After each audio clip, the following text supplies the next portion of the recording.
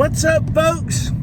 As I always say, when I'm thinking about something, I think a lot when I'm driving anyway, but I want to get on and talk about something cool, and especially with the music business, man. I tell you, a lot of you guys are interested in the production music, getting into it, working with libraries and film and TV stuff, and I think what I'm going to do is I'm going to do a series of stuff about this business. Now, I will preface it, and I'll do a video kind of prefacing some things, kind of before I even start it, that I'm not the be-all, end-all, and I don't claim to be, but I've been doing this since 2010. Almost 15 years I've been doing this.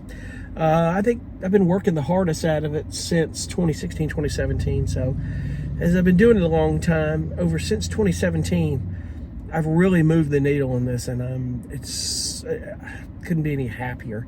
This is where, people are going to have to get past the point of, oh, it just seems like work. I mean, no, if you love it enough, it's never work.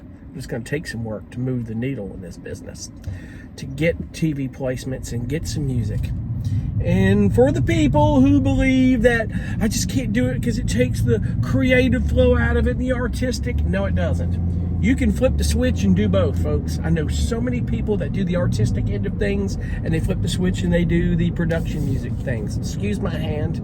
I'm trying to get used to this thing in my car doing this. But I will tell you that you can move the needle, and I have. I just did about 6 tension tracks for somebody, and it just feels like I made the easiest $1,000 I've ever made.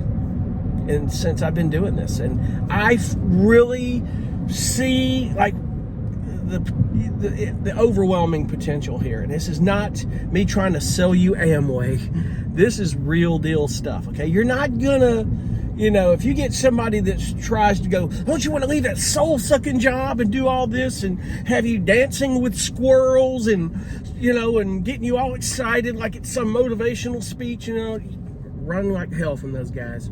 You need people, if you're going to take a course or learn from somebody, you need people to be honest with you and be real with you about this stuff, because this is real deal shit here, as I may say.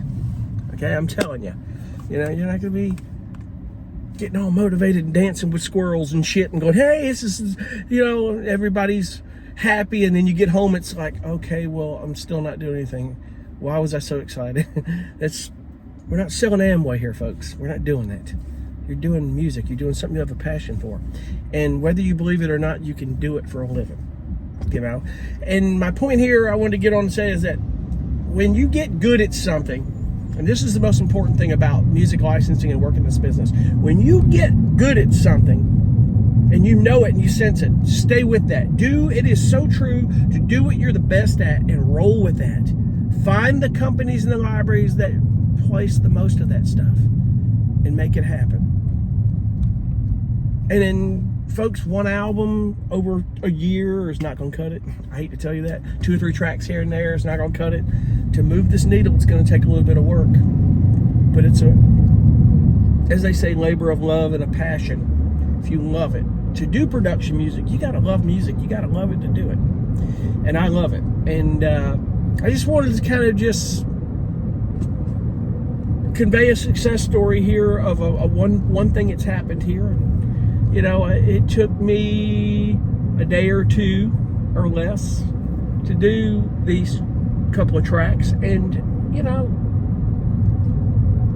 on this project I got paid $1,000 to do it. That's not a bad deal. Now you multiply that times several times a month and put on top of your back end, it really can pay off. Now, this is a business, and I will tell you later on that you don't see a ton of that stuff. There's not a ton of upfront sync fees. You get some here and there, and I do. Most of it is all back end, and that's what we're working for. You will see big upfront sync fees if you're working on projects like I just got done with, or if you're working on commercials or films, and that's where they'll notify you up front. Most of the stuff you really won't know until you get your royalty statement. 9 to 12 months on the average from the time it's placed on TV. So in other words, each quarter you'll see what was placed in that quarter that they're reporting. In other words, it's always 3 quarters behind, but it takes 9 to 12 months for that placement to actually come in, verify, process, bill out, and pay you on the statement. So you might see something in the fourth quarter, first quarter of the same year, fourth quarter payment. It might be within 3 quarters. You may see that. It can take less than a year, but most of the stuff takes a little while. So I always say that I'm working on what I'm doing this year is for next year. You know, that's why this is a volume business. That's why it takes that to move the needle. But I want to get on and just tell you guys that there is hope, and you can do this if you want to do it.